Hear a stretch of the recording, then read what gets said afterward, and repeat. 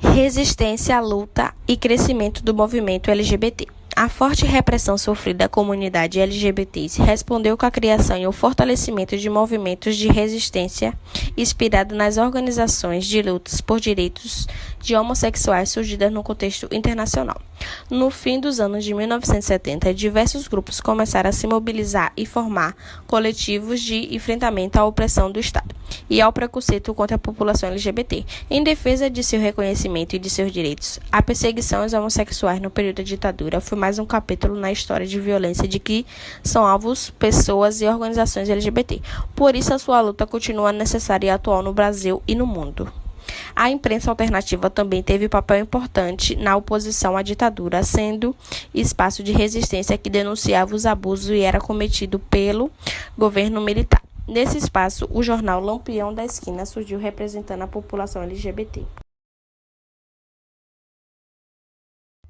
O Lampião da Esquina foi um jornal homossexual brasileiro que circulou durante os anos de 1978 e 1991.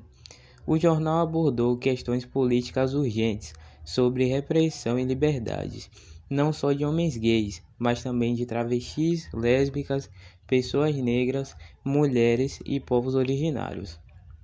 O Lampião documentou em suas páginas a formação de grupos ativistas no Brasil.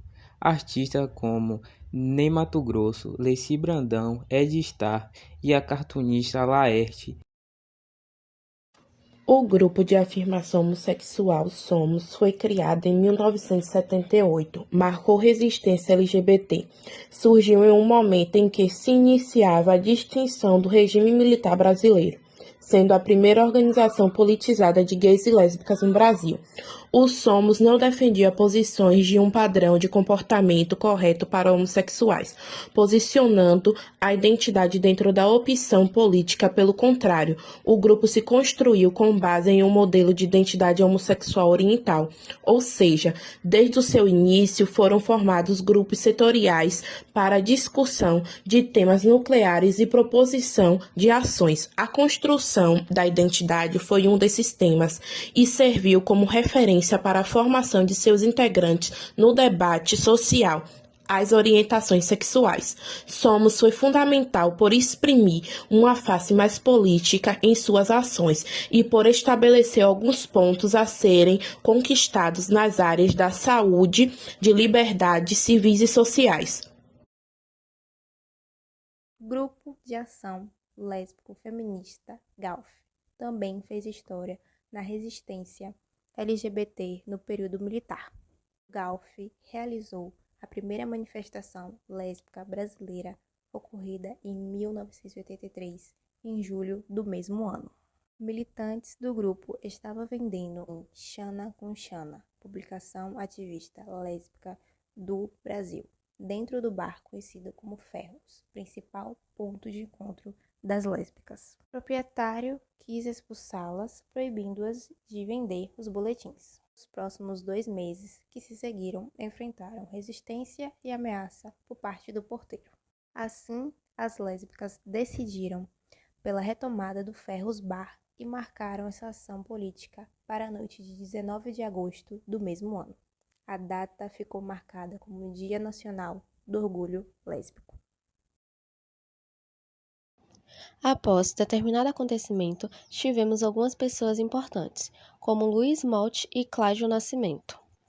Luiz Molt é um antropólogo e ativista LGBT que fundou o Grupo Gay da Bahia, o famoso GGB, em 1980, uma das primeiras organizações de defesa dos direitos LGBT no Brasil, e ele tem sido defensor ativo dos direitos LGBT e da igualdade.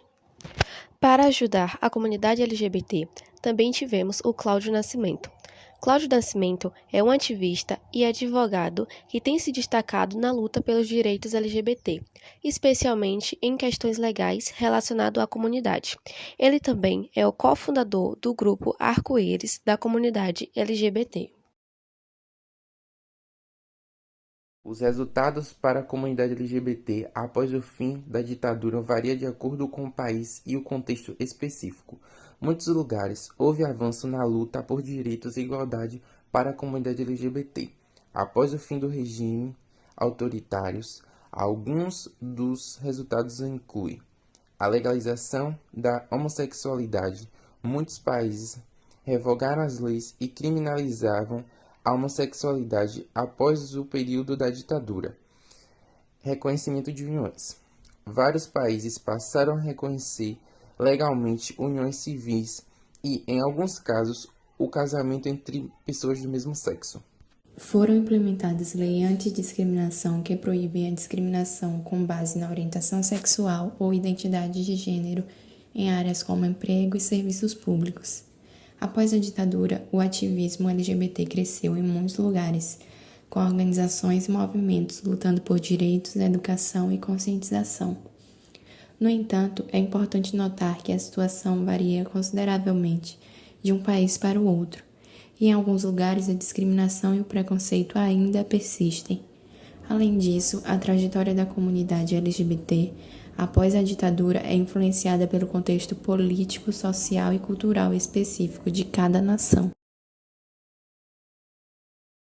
Embora tenha nascido homem, até os 27 anos de idade, João W. Nery tinha documentos e corpo de mulher. De forma clandestina e pela ditadura militar, ele conseguiu documentação masculina, tornando-se oficialmente João. João se tornou ativista pelos direitos LGBT, principalmente da população transgênero. O projeto de lei do deputado Jean e da deputada Érica leva o seu nome. Baseado na Lei de Identidade e Gênero da Argentina, o projeto garante o direito do reconhecimento à identidade de gêneros de todas as pessoas transgêneros no Brasil, sem necessidade de autorização judicial, laudos médicos e nem psicológicos, cirurgias e nem terapias hormonais.